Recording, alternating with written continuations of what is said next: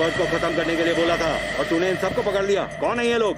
हमने रॉबर्ट को हर जगह ढूंढा लेकिन वो कहीं नहीं मिला। ये सब नाना के आदमी हैं, इन्हें बचाने वो जरूर आएगा। उसकी मौत का तमाशा मैं आपको दिखाऊंगा सेठ।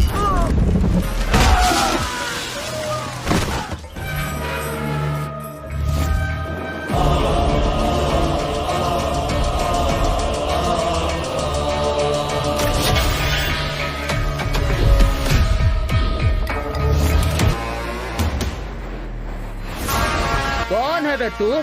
राघव, रॉबर्ट का दोस्त। ओ, तुझे इधर भेजकर वो कहाँ गया? ना वो कभी भागा है और ना ही कभी भागे, लेकिन तेरा आज जो हश्र होने वाला है वो तू सोच भी नहीं सकता। वो तो कब का आ चुका है। कहाँ है बे वो? हाथ में हथियार है फिर भी पसीना छूट गया।